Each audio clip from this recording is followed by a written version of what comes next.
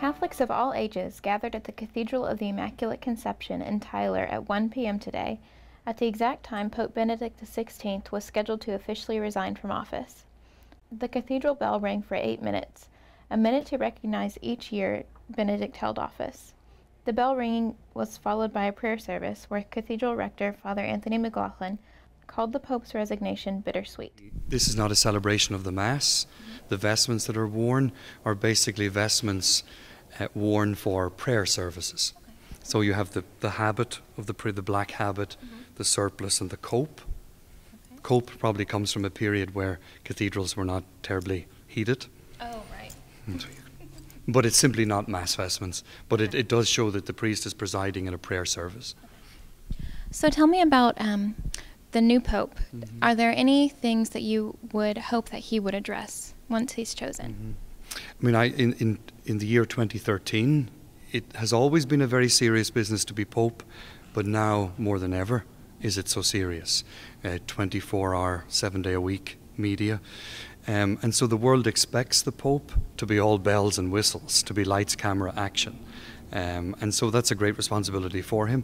I hope that the Pope will simply continue to teach the truth of the faith with even greater clarity, and to present the truth in very reasonable and convincing ways, just exactly like Benedict did. The immediacy of information and messages. I think that's good. I mean, knowledge, the truth is always your friend, so whatever the truth is always your friend. And so I think it's good that we know so much about so many other individuals.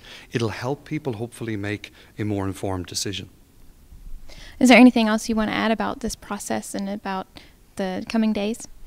They're bittersweet. Bitter because we have lost Benedict XVI, who was such a wonderful Pope.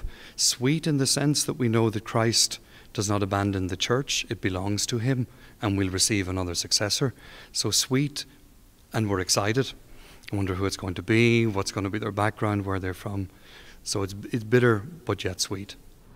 Well, we have been to Italy and seen both John Paul II and Benedict in Rome.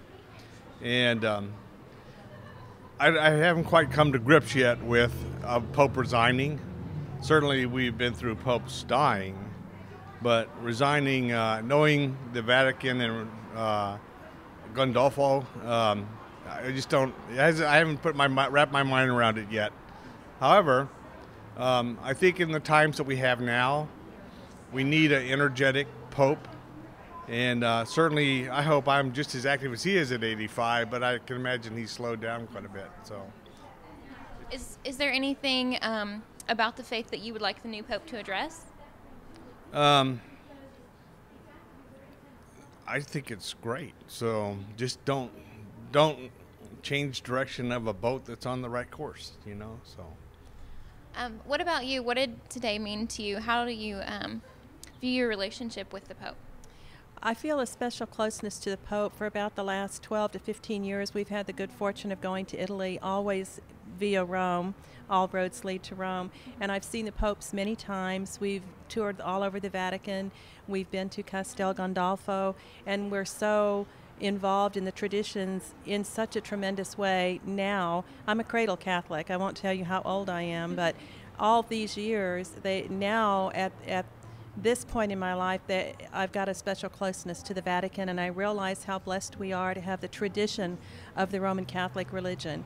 And so I feel a special closeness to Benedict, and I thank God for his humility that allowed him to do this groundbreaking thing and resign, because there's challenges all over the world, especially within the church as within all churches.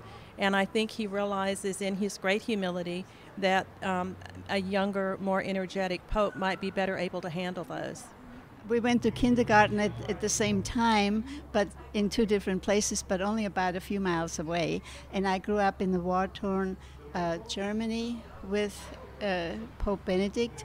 When he was a youth, he had to be in the Hitler Jugend, so was I, and that was the Hitler's Youth. And so he's just a part of me. I know all about him, what he went through, and when he was in the seminary, and how the German officers, they laughed at him, and then they put him in the army, and he had to be in the aircraft, anti-aircraft, you know, shooting down British planes as they were coming in.